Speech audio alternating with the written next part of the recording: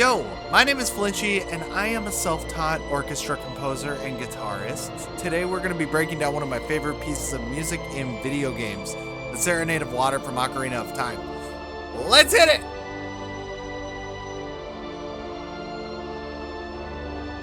So the first thing about this song that we're going to talk about is the key that it's in and the time signature. So technically speaking, this song is in the key of C major, which is all the white keys on the piano. Really easy to remember that part. But we're going to be focusing on the D minor chord. We're going to do a little bit of a brief rundown on modes. So modes are basically they are a key. I like to think of them as a key within a key because they add a different tonality while having a different focal point of a key. So C major, typically you're focusing on the C major chord, but this time around we're going to be focusing on D minor, and this is what the D Dorian mode sounds like instead of, and it's characterized by having a flat 3 and a flat 6, I think, right? Yes, flat 3, flat 6. So as where D major would have this, it has just this.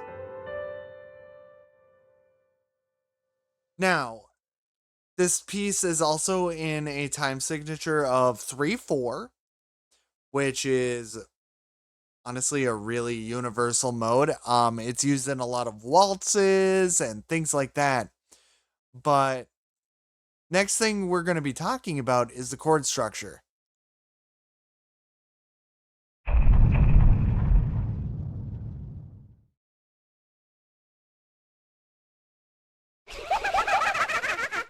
So the chord structure for this piece in particular is actually kind of interesting.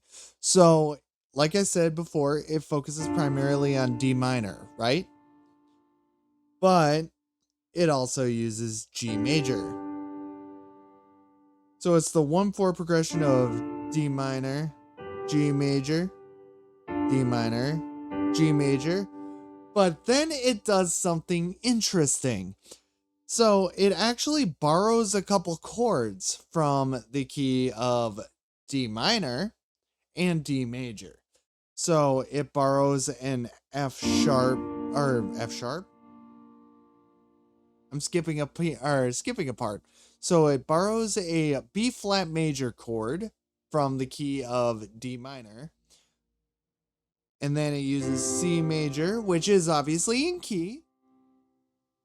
But then it also uses D major, which is my favorite chord. I love D major. The key of D major is my go-to, or B minor, same key, different mode. Anyways, we're not going to get into that anymore for that. So when you put it all together, it'll sound like this for the chords.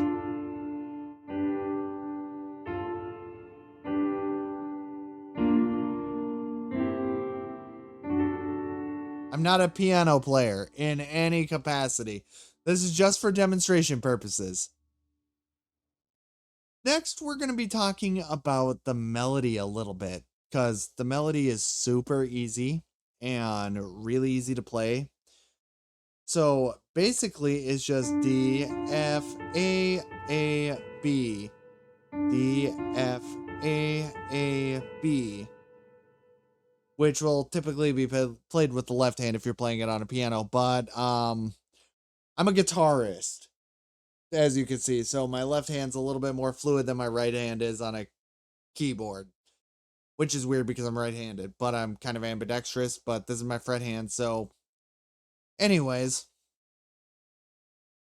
so that's how the melody starts, and then after 2 repetitions it finishes off like this: A, D, F, G, F, E, G, F sharp. This is where the F sharp comes in, and why I kind of screwed up on that, because when it resolves on that F sharp, it's finishing off on the D major chord. So, like I said, super simplistic, super easy to memorize, and fun to play. But you can also do different renditions of the Serenade of Water, because, for example, the Queen Rutella's theme for Twilight Princess, also the Serenade of Water, which just does the melody, and then it does something like this.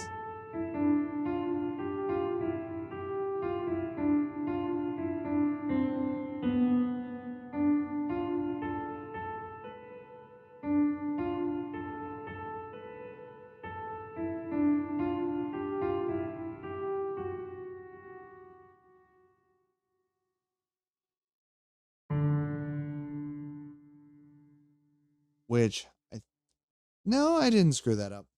Never mind, I'm a goofball.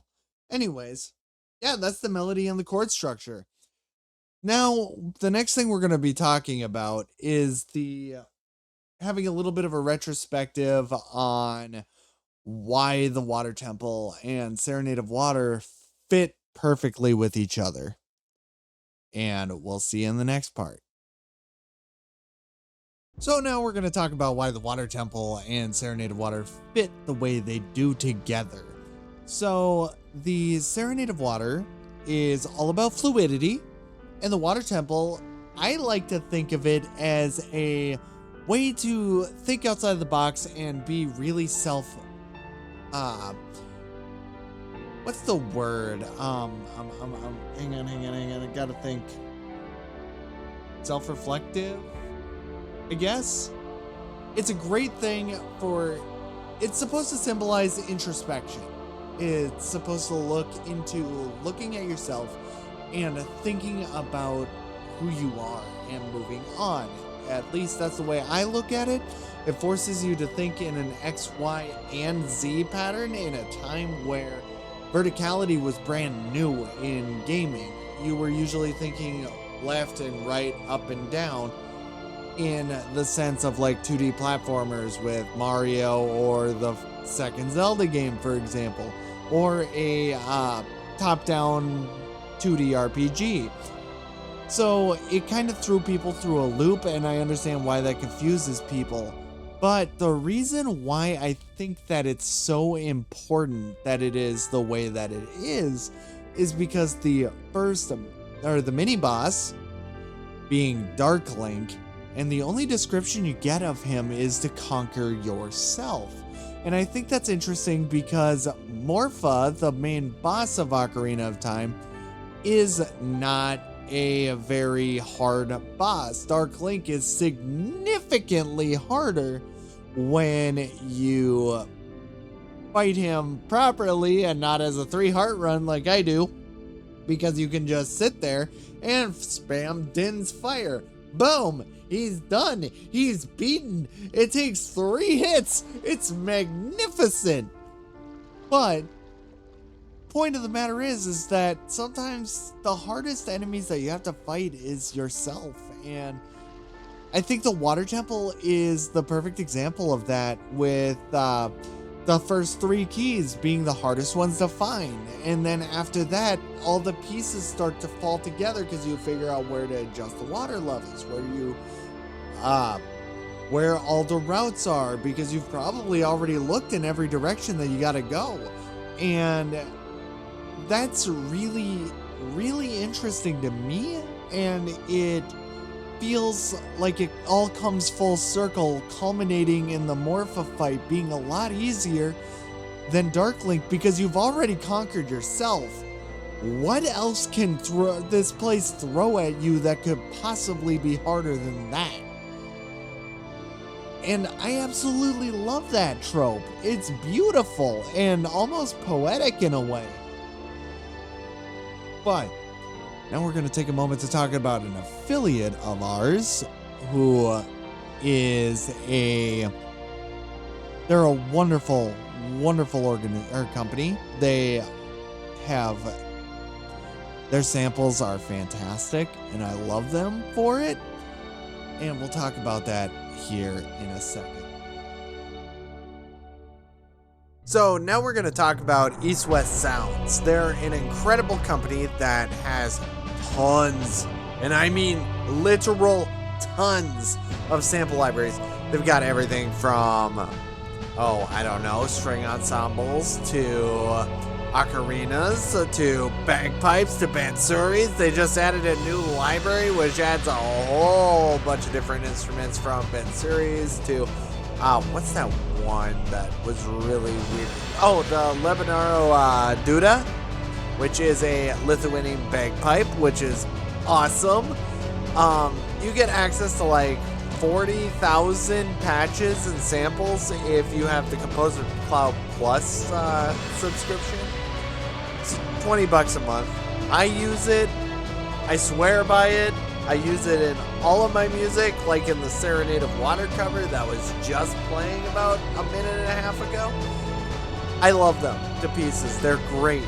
And their samples are really high quality. Did not mean for that to happen. Oh, wait. Ha! It didn't actually capture. Never mind. I accidentally clicked one of the samples in Reaper, but could not recommend them enough. They're great. They were recommended to me by 331 E-Rock, who is also an incredible dude. Really chill guy. One of the most wholesome humans on the planet. But East West, fantastic. Cannot recommend them enough. And they add free new libraries all the time. You can buy them standalone or get Composer Cloud like I do. If you get the Composer Cloud, you get access to everything included with the subscription. So 10 out of 10, definitely recommend. I've been using it for about 3.5 years now. But enough of the ad read. That's about all I got. We'll see you guys in the next one. If you like what I'm doing here, drop a like and subscribe. Let me know if you like the music theory content, because I would like to educate people, because I can use it as a learning experience for myself too, because I have to figure out what makes every song tick, and what it's just a good learning experience for me and gets me some ear training and all that fun stuff. So until next time, peace out, party people.